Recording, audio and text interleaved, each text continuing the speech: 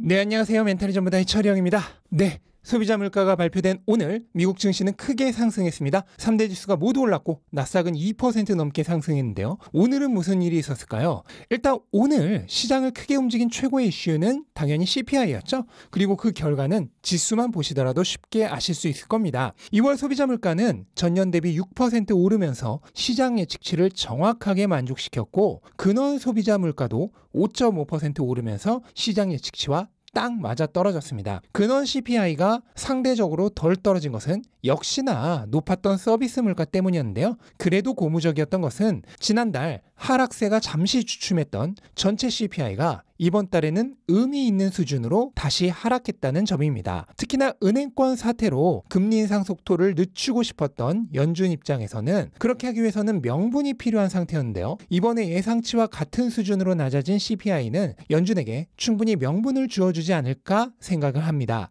그러면 이번 CPI 결과를 조금 더 자세히 보자면요. 핵심은 역시나 서비스 물가였습니다. 상품의 물가는 지난달 대비 거의 대부분의 주요 부분에서 하락한 것을 볼 수 있고요. 따라서 전체 CPI가 크게 내릴 수 있었던 것이죠. 하지만 서비스 물가는 잘 내려오지 않았는데요. 특히나 교통 서비스와 여가 서비스 부문이 크게 증가했습니다. 이것은 계속되는 고용 강세로 인한 인건비 증가가 첫 번째 이유겠고, 두 번째로는 코로나에 대한 규제와 경각심이 크게 약화되면서 이동과 휴가에 대한 수요가 급증했기 때문으로 보입니다. 그리고 이번 소비자 물가에서 가장 영향이 컸던 것은 역시나 주거비였습니다. 주거비는 월간으로 지난달보다 내리기는 했지만 연간으로는 계속해서 상승세를 유지하고 있고요. 주거비는 전체 CPI에서 34%, 그리고 근원 CPI에서는 거의 50%의 비중을 차지합니다. 따라서 이러한 주거비가 꺾이지 않는 한 CPI 하락에는 한계가 있을 수밖에 없죠. 실제로 시장이 그렇게 염려하는 서비스 물가조차도 주거비를 제외하면 서서히 꺾이고 있습니다. 주거비를 제외한 서비스 물가는 작년 9월을 정점으로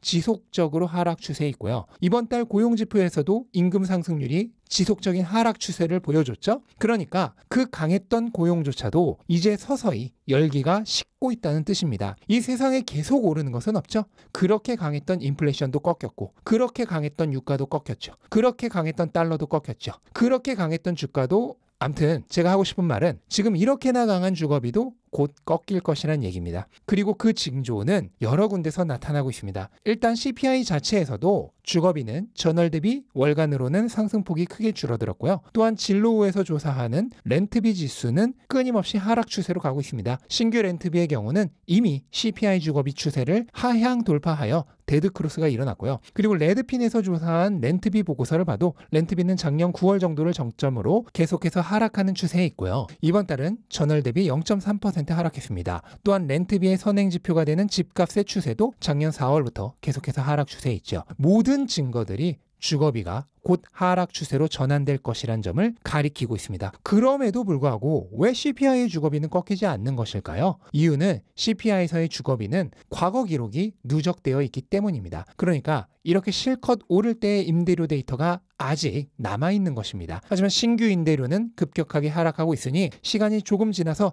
이 새로운 데이터들이 기존 데이터의 누적분을 충분히 희석시키고 나면 본격적으로 CPI에서의 주거비도 하락하는 것입니다. 이것은 파월도 지난번 FOMC의 기자회견에서 분명하게 밝혔던 내용이죠. 따라서 조만간 주거비가 하락하기 시작할 게 분명합니다. 그리고 그때부터 CPI의 2차 하락 파동이 시작될 것으로 생각됩니다. 1차로 급격하게 하락한 다음 한 박자 쉬고 다시 하락 추세로 전환되는 것이죠. 현재 많은 전문가들이 연준에게 고용지표나 물가지표만 보면서 금리를 올려서 안 된다고 주장하고 있죠. 그 이유는 이렇게 지표라고 하는 것이 지극히 후행성이기 때문입니다. 사건이 발생하고 한참 뒤에나 영향이 나타나기 시작합니다. 연준은 그것을 이미 불과 1년 전에 심각하게 겪었죠. 그런데 이번에는 반대 방향으로 똑같은 실수를 되풀이하려고 하다가 결국 은행권에서부터 이 사단이 났죠. 마치 술 좀 끊으라고 지금은 아무리 괜찮아도 나중에 문제가 생긴다고 아무리 말해도 안 듣다 결국 간에 문제가 발생하고 나서야 심각성을 깨닫는 우리들의 모습과 너무나 닮아 있습니다. 그런데 연준은 우리와 달리 전 세계 경제를 주관하는 기관이죠. 그런 곳의 수준이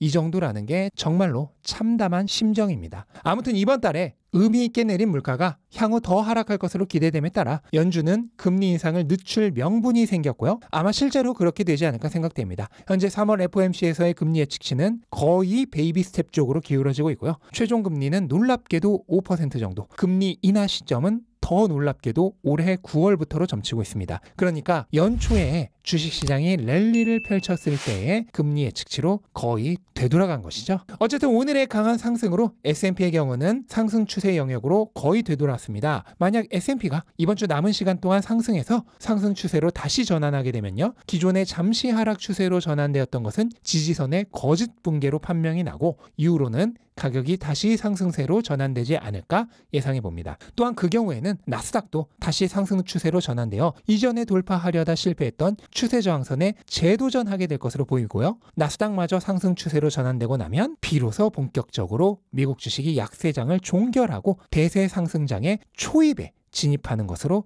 해석할 수 있겠습니다. 그리고 우리는 이렇게 본격적인 상승장이 시작되는 초입을 절대로 놓쳐서는 안 되겠죠. 네, 그리고 장 후반에 러시아가 흑해 상공에서 미국의 드론을 격추시켰다는 뉴스에 지정학적 리스크가 부각되며 주가가 잠시 크게 떨어졌는데요. 실제로 이후 급격하게 회복하긴 했지만 이런 뉴스는요, 지극히 단편적인 노이즈입니다. 향후 시장에 장기적으로 영향을 미칠 가능성은 거의 없고, 이런 단기적 노이즈에 흔들려 주식을 팔았다면 그 주식은 그냥 파는 게 맞습니다. 장기 투자를 할 어떠한 의지도 능력도 없다는 걸 스스로 증명한 것이니까요. 결국 시장은 우리가 원했던 방향으로 가고 있습니다. 길었던 고통의 시간이 끝나고 이제 회복의 시간으로 가고 있습니다. 추웠던 겨울이 가고 드디어 봄이 오나 하는 시점에 예상치 못하게 강한 꽃샘추위가 왔지만 이제 그 꽃샘추위마저 끝나려 하고 있습니다. 마치 요즘 진짜 한국 날씨 같지 않나요? 근데 어제 나가보니까 꽃샘추위도 끝나고 다시 따뜻해지려고 하고 있더라고요. 아마 시장도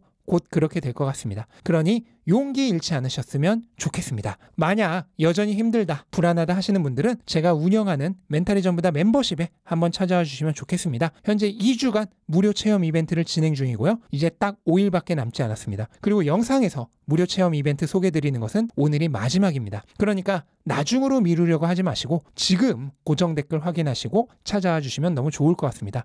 정말 많은 분들이 이미 가입해서 너무 좋았다는 말씀들을 하고 계십니다. 어차피 2주간 무료 체험이 가능하니까 한번 경험해 보시면 결코 후회하지 않으실 겁니다. 네, 이것으로 오늘 영상을 마치도록 하겠습니다. 영상 도움되셨다면 구독과 좋아요 부탁드리고 즐거운 하루 되시기 바랍니다. 감사합니다.